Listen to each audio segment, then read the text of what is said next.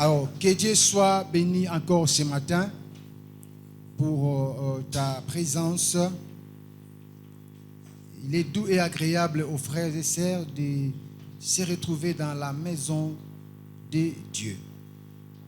Alors, ce matin, nous allons parler sur un thème que Dieu a mis dans notre cœur, le pain consacré et disponible. Le pain consacré est disponible. Et nous allons lire la parole de Dieu dans les livres de 1 Samuel chapitre 21.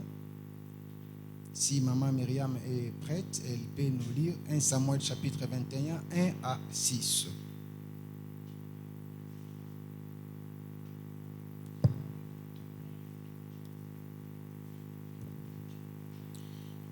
Nous allons lire 1 Samuel chapitre 21, du 1er au 6e verset, lisant la parole de l'Éternel. David se rendit à Nob vers le sacrificateur Achimélec, qui accourut effrayé au-devant de lui et lui dit: « Pourquoi es-tu seul et n'y a-t-il personne avec toi ?» David répondit au sacrificateur Achimélec: « Le roi m'a donné un ordre et m'a dit que personne ne sache rien de l'affaire pour laquelle je t'envoie et de l'ordre que je t'ai donné. J'ai fixé un rendez-vous à mes gens. Maintenant, qu'as-tu sous la main? Donne-moi 5 pains ou ce qui se trouvera. » Le sacrificateur répondit à David: « Je n'ai pas de pain ordinaire sous la main, mais il y a du pain consacré, si du moins tes gens se sont abstenus des femmes. » David répondit au sacrificateur: « Nous nous sommes abstenus des femmes depuis 3 jours que je suis parti, et tous mes gens sont purs. D'ailleurs, si c'est là un acte profane, il sera certainement aujourd'hui sanctifié par celui qui en sera l'instrument. » Alors, le sacrificateur lui donna du pain consacré, car il n'y avait là d'autre pain que du pain de proposition qu'on avait ôté de devant l'Éternel pour les remplacer par du pain chaud au moment où on l'avait pris. Amen. Amen. On peut acclamer la parole du Seigneur. Alors, nous venons de suivre la lecture de la parole de Dieu. Le pain consacré est disponible. Et quand nous parlons de pain consacré et disponible, des objectifs que nous voulons suivre dans ces messages. Le premier point, nous parlons des objectifs que nous voulons suivre dans notre message de ce matin. Alors, le premier objectif, c'est amener le peuple de Dieu à comprendre ce que signifie le pain consacré ou le pain de proposition.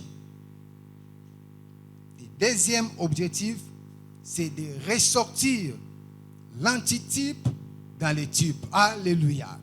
Vous savez, il y a des choses que la Bible nous enseigne qui sont des types, mais pour lesquels l'antitype est le Christ. Et dans la théologie, quand l'antitype apparaît, le type disparaît. Alléluia. Il y a toujours un type et il y a toujours un antitype. Et quand l'antitype apparaît, le type disparaît. Mais dans notre texte que nous venons de lire ce matin, nous voulons quand même vous aider à comprendre les circonstances de ce qui s'est passé dans ce texte de 1 Samuel chapitre 21. Il s'agit ici de la fuite de David. David qui fuyait, mais il devait fuir pour aller vers Nod. Mais pendant sa fuite, il avait faim. Vous savez, il était en train de fuir, mais il était tellement fatigué parce que le trajet était tellement long. Il devait atteindre Nod, mais pendant son parcours, il avait faim. Alors qu'il devait continuer son parcours, il est allé vers les sacrificateurs. Et quand nous lisons cette parole, Nob là où David était parti, Nob, c'était la ville des sacrificateurs. Alléluia. Nob, c'était la ville des sacrificateurs. Donc là où David partait, il ne partait pas dans n'importe quelle ville, il ne partait pas dans n'importe quel endroit, mais il partait dans la ville des sacrificateurs. Il est parti là-bas parce qu'il fuyait la colère de Saoul. Vous savez, Saoul, c'était un roi que David devait remplacer. Dieu l'avait choisi comme roi en Israël, mais il fut à un moment donné, comme il ne respectait plus les instructions divines, Dieu l'avait rejeté. Tu peux être dans l'œuvre de Dieu, mais tu es déjà rejeté. Alléluia. Beaucoup de gens sont en train de servir Dieu.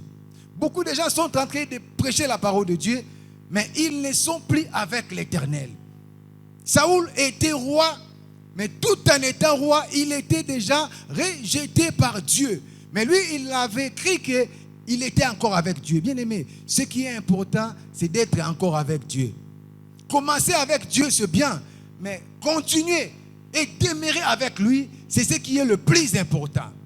Beaucoup commencent, mais ils ne continuent pas. Beaucoup commencent, mais ils n'achèvent pas. Beaucoup commencent, mais ils ne persévèrent pas.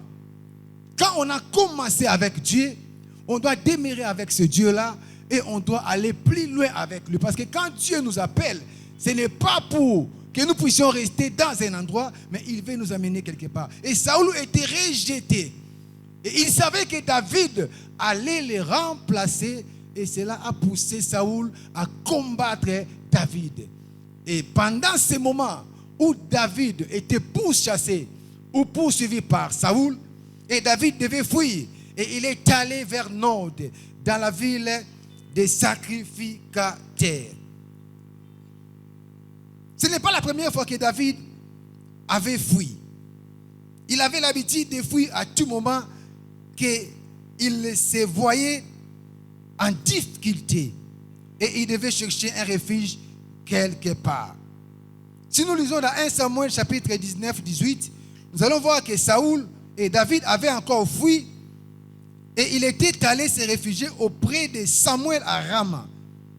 Mais ici, dans ce cas d'espèce, il est allé se réfugier auprès de Achimelech, connu sous le nom de Achija, qui était le sacrificateur. Voilà un peu l'idée de notre texte. David, qui était en train de fuir Saoul, mais pendant sa fuite, il avait faim et il a trouvé refuge auprès des sacrificateurs Achimelech. Alors, deux questions que nous voulons poser ce matin et donner la réponse tout de suite. C'est même le deuxième point de notre message de ce matin. Le premier point plutôt, où se trouvaient les pains de proposition? Parce que quand David fuyait, la Bible nous dit qu'il est arrivé auprès des sacrificateurs et il demande aux sacrificateurs de lui donner le pain de proposition. Alors ce matin, notre texte, le pain consacré est disponible. Alors quand nous parlons de pain consacré, nous faisons allusion au pain de proposition. Ce n'était pas n'importe quel pain. Et le texte nous fait voir que le sacrificateur a dit à David, je n'ai point de pain ordinaire, mais ce que je dispose, ce sont des pains de proposition. J'aimerais dire à quelqu'un ce matin, Dieu ne nous donne pas toujours ce qui est ordinaire, mais Dieu nous donne ce qui est extraordinaire. Le Dieu que nous prions, c'est un Dieu de choses extraordinaires. Le Dieu que nous prions, c'est un Dieu des choses surnaturelles. David est allé auprès des sacrificateurs demander le pain. Pourquoi? Parce qu'il avait faim. Il savait que le pain allait l'aider à continuer sa course, sa fuite ou sa marche. Mais on lui dira, nous n'avons pas les pains que tu désires, mais nous avons les pains qui sont extraordinaires. J'aimerais dire à quelqu'un ce matin, il y a les pains de proposition pour toi. J'aimerais dire à quelqu'un ce matin, il y a les pains extraordinaires pour ta vie. J'aimerais dire à quelqu'un ce matin, il y a le pain consacré pour ta famille. Et le pain consacré que je parle ce matin, ce n'est rien d'autre que le Christ. Et le Christ est crucifié. Et quand j'annonce ce thème, quand je parle de pain consacré, bien aimé, je suis en train de parler des types, mais dont l'antitype, c'est le Christ. J'avais dit que l'objectif de mon message, c'est de réconcilier les types avec l'antitype. Et quand quand David demande le pain consacré, c'est le Christ. Et ce matin, nous n'avons rien d'autre à vous donner. Vous qui êtes venus ce matin, adorer le Seigneur dans ce temple, dans cette église, ce que nous voulons vous donner. Nous savons que chacun de vous a une demande. Il y a des David ce matin qui sont peut-être pourchassés par les problèmes de la vie. Ce matin, il y a un David qui est entouré de situations compliquées. Ce matin, il y a un David qui est fatigué de sa maladie et il a besoin d'une solution. Bien-aimé, David avait besoin d'une solution. Imaginez-vous entre David qui n'avait pas encore pris le pouvoir et celui qui était au trône. Bien-aimé, quand tu es pourchassé par un ennemi de taille, tu ne sauras pas faire face. Saoul avait l'armée entre ses mains. Saoul avait tout ce qu'il fallait pour détruire la vie de David. Mais j'aimerais dire à quelqu'un ce matin, même si ton ennemi pense qu'il est plus que toi, pense qu'il a tout, tu as quelqu'un qui peut assurer ta sécurité. Mais tu dois savoir où aller. Tu dois savoir où fuir. Tu dois savoir où te réfugier. David est allé se réfugier auprès des sacrificateurs à Chimelech. Mais ce matin, nous sommes allés nous réfugier auprès de celui qui est le souverain sacrificateur selon l'ordre de Melchisedec. Et c'est lui auprès de qui nous sommes venus ce matin. Dis-moi Amen. Il a demandé le pain parce qu'il avait besoin d'une solution. Quel est ton problème ce matin? Quelle est ta difficulté ce matin? Quel est ton souci ce matin? J'aimerais t'annoncer, il y a le pain consacré pour toi. Il y a le pain disponible. Élie avait dit au prophète de Baal, appelez Baal pour qu'il vienne vous libérer. Ils ont commencé à crier du matin au soir. Élie était en train de les observer. Et puis il leur dit ceci, criez encore plus fort. Ils ont crié plus fort. Il n'y avait pas de solution parce que Baal n'était pas disponible. Baal n'avait pas la solution à ce moment-là. Mais j'aimerais dire à quelqu'un, notre Dieu, quand nous crions le matin, il est disponible. Quand nous crions le soir, il est disponible. Quand nous crions lundi, il est disponible. Quand nous crions mardi, il est disponible. C'est pourquoi ce matin, je parle de pain consacré et disponible.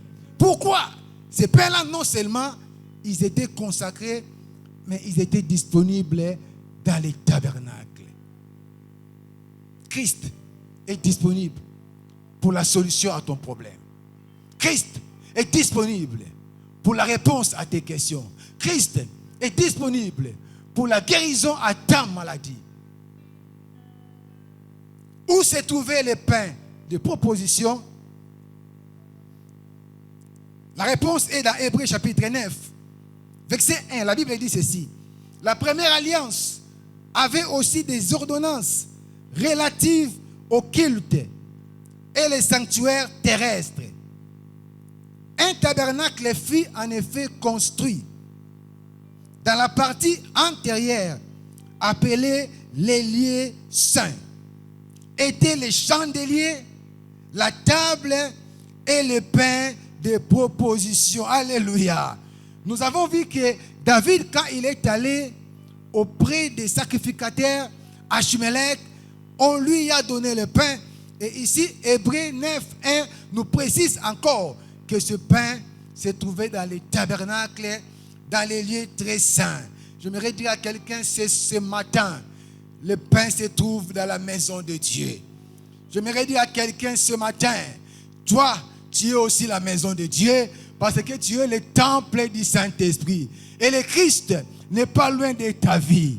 Le Christ n'est pas loin de ta famille. Il est en toi et il est avec toi. Il dit dans sa parole, je serai avec vous tous les jours de votre vie. Bien-aimés, si d'autres dieux abandonnent leurs adeptes, le Christ, le Dieu que nous prions, ne nous abandonne pas.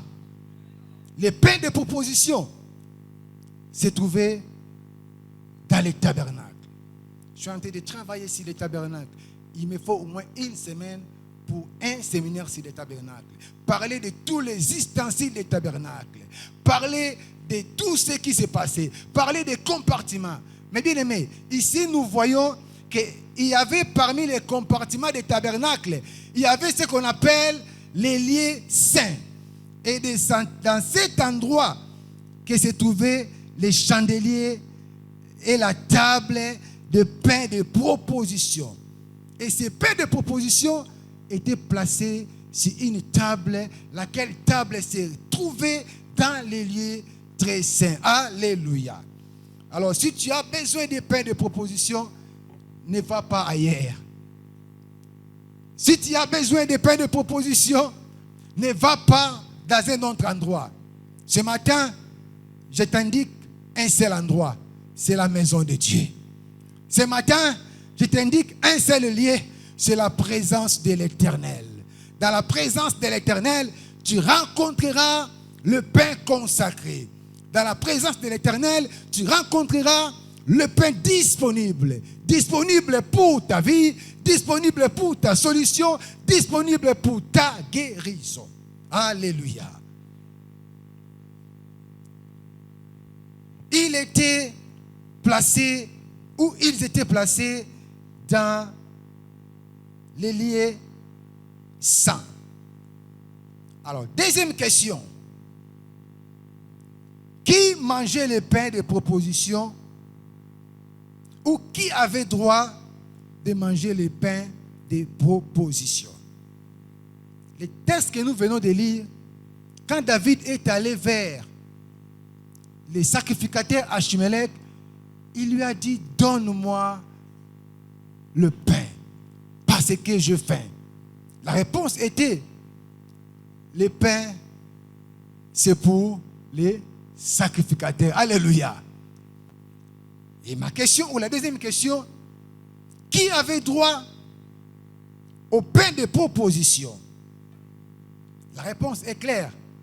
Ceux qui avaient droit au pain de proposition, ce sont les sacrificateurs. Alléluia. Mais lisons la parole de Dieu. J'aimerais t'amener quelque part dans ce voyage de ce matin. Alléluia. Marc chapitre 2, verset 26. La Bible dit ceci. Marc chapitre 2, verset 26. Comment il entra dans la maison de Dieu du temps des souverains sacrificateurs, Abiatar, et mangeant le pain de proposition qu'il n'est permis qu'aux sacrificateurs de manger, et en donnant même à ceux qui étaient avec lui. Nous lisons Apocalypse chapitre 1er, verset 6. Apocalypse 1er chapitre 1er verset 6, la Bible dit ceci. Et qui a fait de nous un royaume des sacrificateurs pour Dieu son Père. À lui soit la gloire et la puissance au siècle des siècles. Lisons encore Apocalypse 1:6. Et qui a fait de nous un royaume des sacrificateurs pour Dieu son Père. Soulignez cela. Il a fait de nous un royaume des sacrificateurs pour Dieu son Père. À lui soit la gloire et la puissance au siècle des siècles. La réponse de la question qui a été posée dans l'Ancien Testament, nous la trouvons dans le Nouveau Testament. Alléluia. J'aimerais dire à quelqu'un, certaines questions posées dans l'Ancien Testament ont leur réponse dans le Nouveau Testament. C'est pour te dire que dans toutes tes questions, peu importe la traversée des âges, il y aura toujours une réponse. Entre l'Ancien et le Nouveau Testament, il s'est passé un temps. Mais j'aimerais dire à quelqu'un, peu importe le temps, peu importe la durée, toutes les questions que tu auras à poser, il y aura toujours une réponse. David est allé voir les sacrificateurs Achimélec. Il demande les pains. Mais écoute la réponse. On lui dira, les pains de proposition ou bien les pains consacrés ne sont réservés qu'aux sacrificateurs. Mais écoute la réponse. Dans Apocalypse chapitre 1er, la Bible dit, il fait de nous un royaume des sacrificateurs. Cela revient à dire que nous sommes ces sacrificateurs-là qui ont droit au pain de proposition. Alléluia. Est-ce que quelqu'un m'a compris ce matin? Quelqu'un a compris ce que j'ai illustré? Les sacrificateurs de l'ancienne alliance, il dit à David, les pains que tu demandes, ceux qui en ont droit, ce sont les sacrificateurs. Mais Apocalypse précise, Dieu a fait de nous un royaume des sacrificateurs. Par conséquent, c'est nous qui avons droit à ces pains-là. J'aimerais dire à quelqu'un, ce matin, je ne parle pas à n'importe quel royaume. Ce matin, je ne parle pas à n'importe quel peuple. Mais ce matin, je parle d'un peuple qui ne se sont pas faits eux-mêmes. Mais un peuple que Dieu a fait. Faire soi-même, ce n'est pas intéressant. Mais laisser Dieu te faire, c'est ce qui importe le plus. Beaucoup de gens tombent parce qu'ils se font eux-mêmes grands. Beaucoup de gens tombent parce qu'ils se font eux-mêmes serviteurs. Mais laissez Dieu faire. Quand Dieu fait, il sait comment faire. Et quand il fait, il sait quelle forme donner. Et la Bible nous dit qu'il a fait de nous un royaume et des sacrificateurs. La bonne nouvelle ce matin, tu n'es pas n'importe qui, bien-aimé. Tu as une identité, tu as une position, tu as ce que Dieu a fait de toi, bien-aimé. Ce n'est pas toi-même qui a fait de toi ce que tu es, mais il y a quelqu'un qui est au ciel, qui a fait de toi un royaume des sacrificateurs. Bien-aimé, laisse-moi te dire, l'Église a une puissance parce que l'Église est composée d'un royaume des sacrificateurs. Alors, en tant que royaume des sacrificateurs, nous sommes des sacrificateurs du Dieu vivant qui ont droit au pain de proposition. Alléluia. Je me répète encore ce matin, bien-aimé, quand tu as un problème, quand tu es affamé, David avait faim. Quelle est ta faim ce matin? Ta faim, ça peut être la faim de quelque chose que tu as cherché depuis longtemps. Quelle est ta faim ce matin? Ça peut être la faim de la guérison. Quelle est ta faim ce matin? Ça peut être la faim de la restauration. Quelle est ta faim ce matin? Ça peut être la faim des richesses. Chacun de nous est en quête de quelque chose. David avait faim, il voulait du pain. Et ce matin, je vais te dire, ta faim a une solution. Et la solution, c'est le pain de proposition. La solution, c'est le pain consacré. La solution, c'est le pain disponible. La solution, c'est le pain venu du ciel. Ce n'est pas n'importe quel pain. Je ne te prêche pas le pain de covadise. Non, non, non, non, non. Je ne te prêche pas le pain des supermarchés. Non, non, non, non, non, non. Je ne te prêche pas le pain d'une boulangerie. Mais ce matin, je parle d'un pain qui est un pain extraordinaire. Je parle d'un pain qui est un pain surnaturel. C'est le pain de proposition. C'est le pain consacré. C'est le pain disponible qui n'est rien d'autre que le Christ. Amen. Quelqu'un m'attend ce matin? Nous continuons notre voyage. Amen. L'origine des pains de proposition. En hébreu, les pains de proposition signifient prothésis. P-R-O-T-H-E-S-I-S.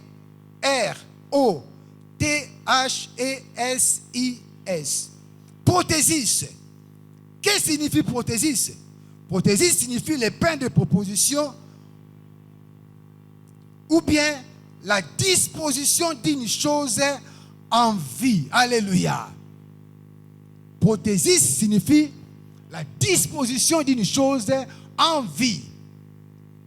Quelque chose qui est déjà disposé. C'est pourquoi, dans mon thème que j'avais annoncé et que je parle ce matin, je parlais de pain consacré et disponible. Pourquoi? Parce qu'en hébreu, prothésis signifie la disposition d'une chose placée en vie.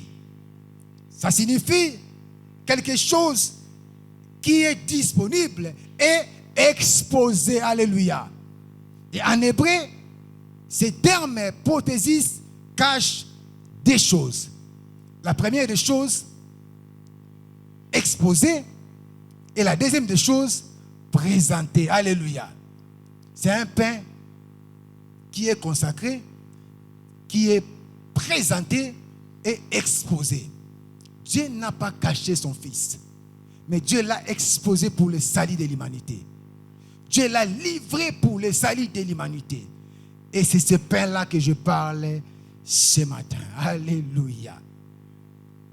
Prothésis. Et ce pain était placé où? Sur la table des propositions. Troisième point, la table des propositions sur laquelle étaient placés les pains consacrés. Avant de continuer encore à parler sur les pains consacrés, je parle sur le troisième point de la table sur laquelle ces pains consacrés étaient placés. Parce que ces pains-là n'étaient pas placés à même le sol, mais ces pains étaient placés quelque part. Alléluia. Et Dieu nous place toujours quelque part. Dieu place toujours son peuple aussi quelque part. Dieu place toujours une famille quelque part. Bien aimé, c'est un chapitre qui est riche d'enseignements. Et ce pain était aussi placé sur une table. Écoute ce que la Bible dit. La Bible nous fait voir dans Exode chapitre 25, 23 à 28. Exode 25, 23 à 26. Tu feras une table de bois d'acacia. Sa longueur sera de 2 coudées. Sa largeur d'1 coudée et sa hauteur d'1 coudée et demie. Vous savez, quand Dieu donne les instructions, il parle toujours avec précision. Alléluia. Je déclare et je proclame ce matin que Dieu parle toujours avec précision dans ta vie. Notre Dieu n'est pas comme d'autres personnes qui tâtonnent ou bien qui supposent. Notre Dieu n'est pas dans les suppositions, mais notre Dieu est dans la précision. Alléluia. Quelqu'un a saisi ce que j'ai dit? Notre Dieu n'est pas dans les suppositions, mais notre Dieu est dans la précision. Notez cela. Les hommes supposent les faits. Les hommes supposent les circonstances. Les hommes supposent les événements. Mais Dieu précise les faits. Dieu précise les circonstances. Dieu précise les événements. Alléluia. Et la Bible nous dit ici, Dieu a détaillé. Oh, que Dieu puisse entrer en détail dans ta vie. Alléluia. Que Dieu puisse entrer en détail dans ta famille. Que Dieu puisse entrer là où les médecins n'ont pas pu faire un diagnostic détaillé. Que Dieu puisse faire un diagnostic détaillé de ta vie au nom de Jésus. Là où les médecins ont loupé un aspect de ta vie, Dieu ne le loupera pas. Là où les médecins ont oublié un aspect de ta vie, Dieu ne l'oubliera pas. Parce que quand lui il parle avec précision et détail. Il a détaillé comment devait être la table. Tu feras une table de bois d'acacia. Sa longueur sera de 2 coudées. Sa largeur d'1 coudée. Et sa hauteur d'1 coudée et demie. 24e verset. Tu la couvriras d'or pur. Et tu y feras une bordure d'or tout autour. Tu y feras alentour un rebord de 4 doigts, sur lesquels tu mettras une bordure d'or tout autour. 26e verset.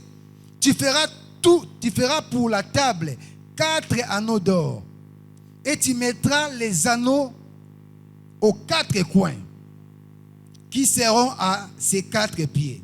Les anneaux seront près du rebord et recevront les barres pour porter la table.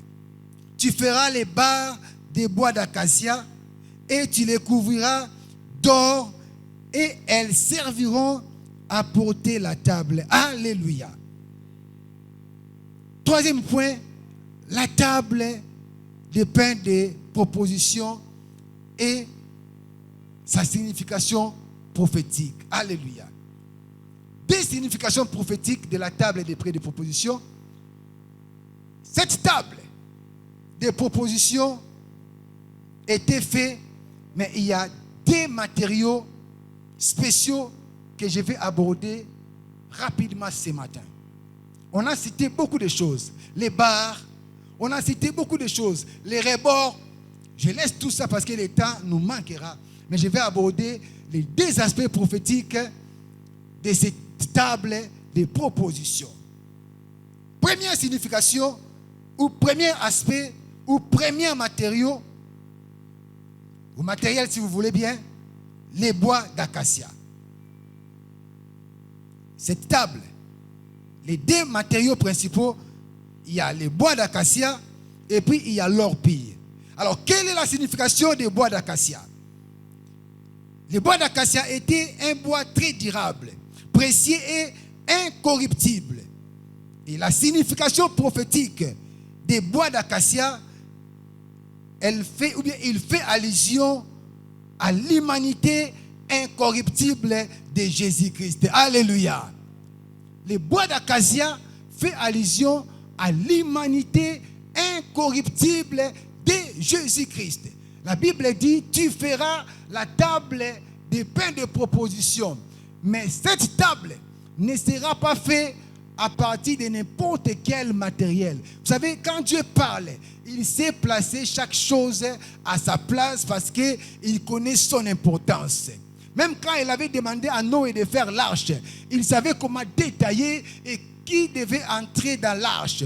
Mais ici aussi, par rapport à la table qui devait porter les pains de proposition ou les pains consacrés, Dieu a exigé que cette table soit faite avec les bois d'acacia. Alors, la signification prophétique des bois d'acacia, c'est l'humanité incorruptible de Jésus-Christ. J'aimerais dire à quelqu'un, il a vécu dans ce monde. Il était 100% Dieu et il était 100% homme. Mais dans son humanité, il n'a pas commis les péchés. Dans son humanité, il n'a pas pris la femme d'autrui. Dans son humanité, il n'a pas injurié. C'est ça la signification des bois d'acacia. C'est un bois incorruptible. C'est un bois précieux. C'est un bois dur. L'humanité incorruptible. Oh, nous avons un Dieu qui est incorruptible. Oh, nous prions un Dieu qui ne faille jamais. Oh, nous prions un Dieu qui ne tombe jamais. Et comme il ne tombe jamais, même si toi tu tombes, il va te relever. Alléluia. Et la deuxième signification prophétique de la table de proposition, il était ou elle était couverte d'orpire. Qu'est-ce que signifie l'orpire? L'orpire signifie la divinité de Jésus-Christ. L'orpire signifie la royauté de Jésus-Christ. L'orpire signifie la sainteté de Jésus-Christ. Alléluia. Voici les trois majeures significations de l'orpire. Parce que l'orpire, on voit même la pureté, on voit la sainteté, on voit la royauté. Et les pains de proposition ne devaient pas être placés n'importe où, mais devaient être placés sur l'orpire, là où il y a la pureté, là où il y a la divinité, là où il y a la royauté. Alléluia. La table des pains de proposition par rapport à l'église maintenant. Là, nous avons vu ces aspects prophétiques. Mais c'est quoi son rôle ou son apport par rapport à l'église? Lisons 1 Corinthiens 10, 16 à 21. La Bible dit ceci. 1 Corinthiens 10, 16 à 21. La coupe de bénédiction que nous bénissons n'est-elle pas la communion au sang de Christ? Le pain que nous rompons n'est-il pas la communion au corps de Christ? Puisqu'il y a un seul pain, nous qui sommes plusieurs, nous formons un seul corps, car nous participons tous à un même pain. Voyez les Israélites selon la chair. Ceux qui mangent les victimes ne sont-ils pas en communion avec l'autel? Que dis-je donc? Que la viande sacrifiée aux idoles est quelque chose, ou qu'une idole est quelque chose? Nullement. J'ai dit que ce qu'on sacrifie, on les sacrifie à des démons et non à Dieu. Or, je ne veux pas que vous soyez en communion avec les démons. Verset 21. Vous ne pouvez boire la coupe du Seigneur et la coupe des démons. Vous ne pouvez participer à la table du Seigneur et à la table des démons. Alléluia. La table des pains et des propositions par rapport à l'Église signifie la communion avec le Christ, la communion fraternelle, la communion spirituelle et la communion familiale. Alléluia. Parce que la table fait allusion à la communion. Alléluia. Et quand Christ nous a appelés, il dit, Père, qu'il soit un comme moi je suis un avec toi. Et dans l'église, il n'y a pas de division. Dans l'église, c'est l'endroit où il y a l'unité. Les divisions ne font pas partie de la gloire de Dieu et dans les plans de Dieu. Mais Dieu prône l'unité. Et la table des pains de proposition, sa signification par rapport à l'église actuelle, c'est la communion dans le corps du Christ. C'est la communion fraternelle. C'est la communion avec Dieu et c'est la communion entre nous. Bien-aimés, tu ne peux pas dire que tu as la communion avec Dieu pendant que tu n'as pas la communion avec ton frère. Comment tu peux aimer Dieu, mais tu n'aimes pas la personne qui est à côté de toi? Tu es un menteur. Aime d'abord celui que Dieu a mis à tes côtés, ainsi tu aimeras Dieu. Alléluia. Quatrième point. Les pains consacrés est disponible. Nous entrons dans le vif de notre sujet. Cette leçon, le pain consacré est disponible. Cette leçon rapidement liée ou attachée au pain de proposition ou consacré. Première leçon, il s'appelait aussi pain de proposition ou pain de présentation. C'est-à-dire le pain présenté comme j'avais dit. Et en tant que le pain présenté, 4 choses à savoir. Première chose, elle symbolise le Christ présenté à Jean-Baptiste comme le Fils bien-aimé. Alléluia. La première chose à savoir par rapport à la première leçon du pain de proposition, elle symbolise le Christ présenté à Jean-Baptiste comme le Fils bien-aimé de Dieu. Quand nous lisons dans Matthieu chapitre 3, verset 17, la Bible dit ceci. Et voici une voix fit entendre des cieux ces paroles. Celui-ci est mon Fils bien-aimé, en qui j'ai mis toute mon affection. Vous voyez, Jean-Baptiste devait baptiser le Christ. Mais pendant que Christ est entré dans l'eau, une voix se fit entendre du ciel. Celui-ci est mon Fils bien-aimé, en qui j'ai mis toute mon affection. Alors, la première chose à retenir dans cette première leçon, il s'appelait aussi pain de proposition ou pain présenté. Et première chose par rapport au pain présenté, elle symbolise Christ présenté à Jean-Baptiste. Pourquoi? Jean-Baptiste était le précurseur de Christ. Il était venu préparer le chemin de Christ. Mais il fallait que Dieu lui présente maintenant celui qui devait venir et qui était plus grand que lui. Alléluia. Lui qui avait précédé n'était pas plus grand que celui qui devait venir après lui.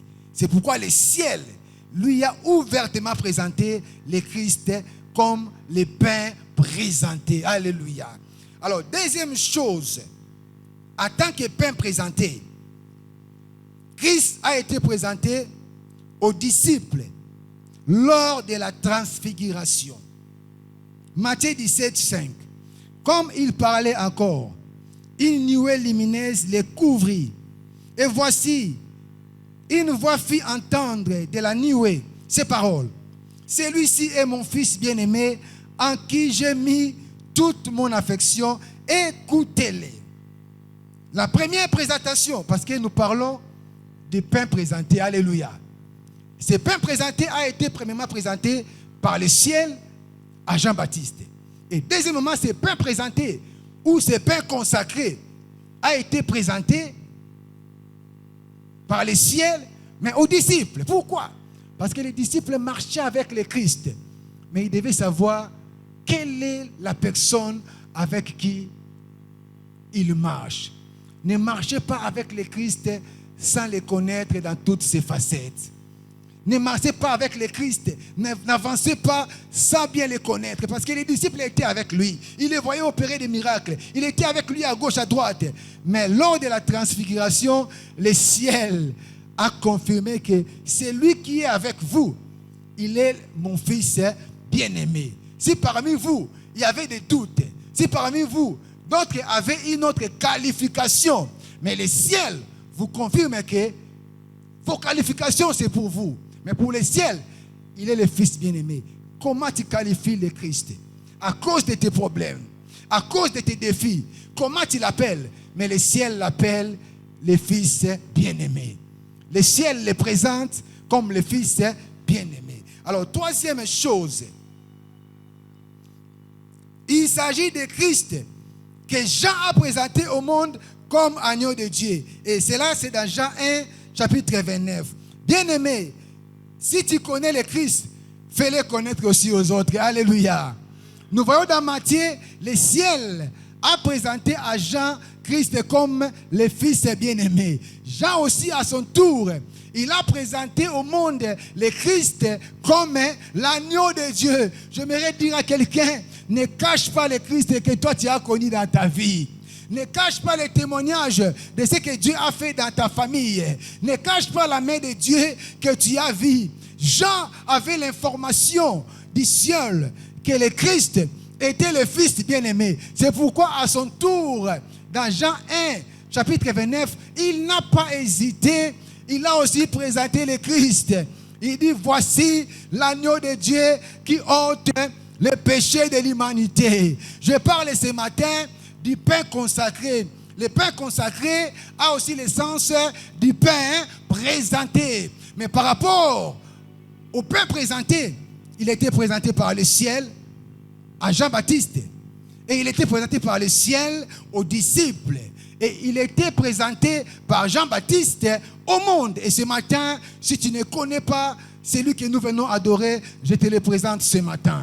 Tu peux le recevoir. Ce matin, je ne prêche pas Bouddha. Ce matin, je ne prêche pas Branham.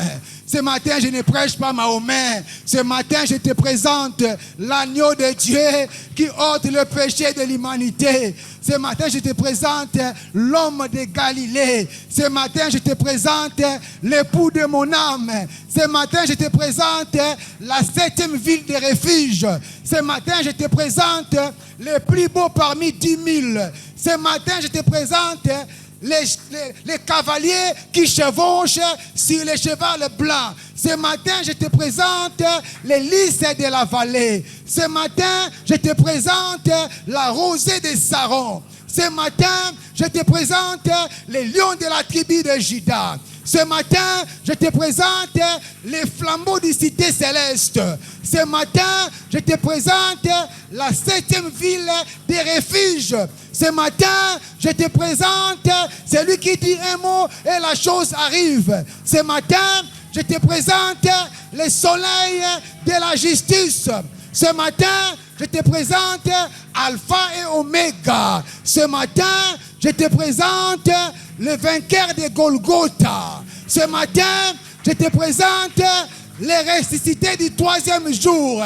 Ce matin, je te présente la pierre angulaire, rejetée par ceux qui bâtissaient, mais devenue la principale de l'angle.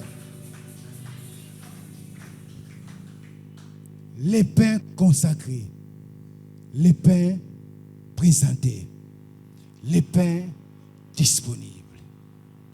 Quatrième chose, il s'agit de Christ qui s'est présenté lui-même comme pain de vie. Le ciel l'a présenté à Jean-Baptiste, aux disciples. Jean l'a présenté, mais lui-même aussi s'est présenté. Dans Jean 6, 35. Jean 6, 35. Jésus leur dit, je suis le pain de vie. Celui qui vient à moi n'aura jamais faim. Et celui qui croit à moi n'aura jamais soif. Alléluia. Il s'est présenté lui-même. Comme le pain présenté, mais il s'est aussi présenté lui-même. En hébreu, ces pains de proposition étaient aussi appelés pain de la face. Alléluia. Pain de la face. Exode 25, verset 30. Tu mettras sur la table les pains de proposition continuellement devant ma face. Les pains de proposition étaient aussi les pains qu'on appelle les pains de la face. Qu'est-ce que cela signifie? Les pains de la face signifie Christ qui constitue une offrande perpétuelle. Alléluia. La Bible dit, tu mettras sur la table les pains de proposition continuellement devant ma face. Ce matin, je vais te ressortir l'explication prophétique de mettre les pains continuellement devant la face de l'Éternel. C'est une offrande perpétuelle pour Dieu. Et j'aimerais dire à quelqu'un, il n'y aura plus une autre offrande. Il n'y aura plus quelqu'un qui viendra encore mourir pour nous. Si quelqu'un sort aujourd'hui, il dit, le sang sort de mes mains, c'est moi qui suis venu pour vous libérer, qu'il soit anathème, qu'il soit maudit. Ce matin, j'aimerais dire, les pains de proposition devaient être mis continuellement devant la face de l'Éternel. Qu'est-ce que cela signifie? L'offrande de Christ qui est perpétuelle et qui est suffisante. Je vais te dire ce matin, ce que le Christ a fait, c'est perpétuel et c'est suffisant et c'est total. Personne ne viendra faire encore une autre œuvre en dehors de ce que Christ a déjà fait. Ce qu'il a fait, c'est suffisant et c'est perpétuel. L'offrande de la face de l'Éternel. Tu les mettras devant ma face. Alors, deuxième leçon. Ils étaient au nombre de 12, ces pains-là. On a épuisé la première leçon. La deuxième leçon, ils étaient au nombre de 12. Qu'est-ce que signifie cela? Les 12 représentaient les 12 tribus d'Israël, dont la tribu de Juda, où étaient sortis les lions de la tribu de Juda, et de lui est sortie l'Église.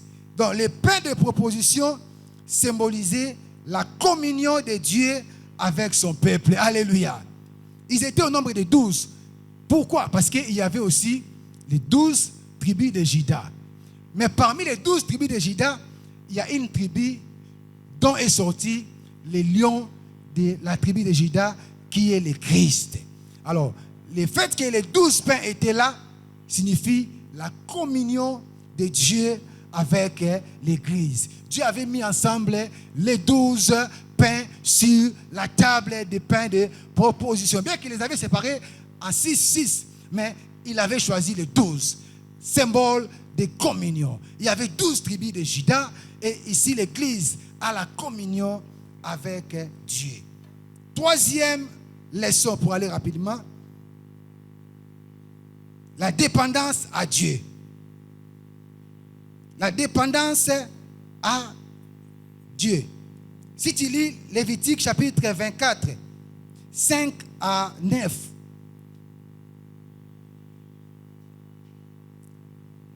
verset 7e, la Bible dit, tu mettras de l'encens pur sur chaque pile, et il sera sur les pains comme souvenir comme une offrande consumée par le feu devant l'Éternel.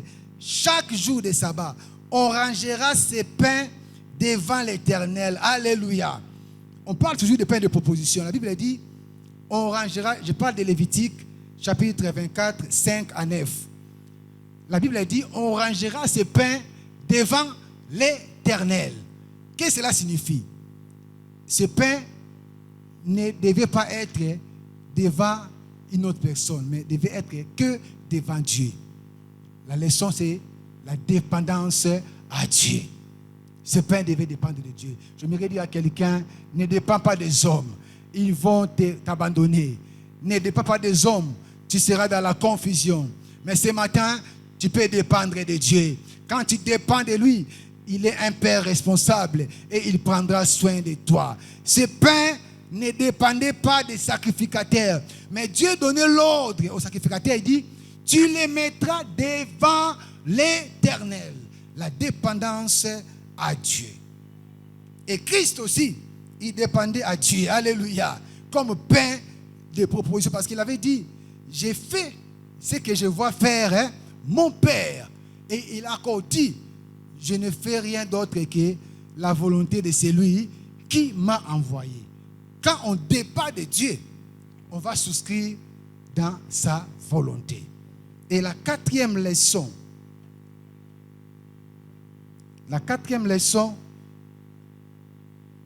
par rapport à ces pains, la Bible dit, tu rangeras ces pains en pile de 6. Quatrième leçon, Dieu est un Dieu d'ordre. Alléluia. Il avait dit, ces pains-là, non seulement ils seront devant ma face, mais tu vas les ranger en pile de 6. Donc, Dieu avait donné l'ordre de disposition de ces pains.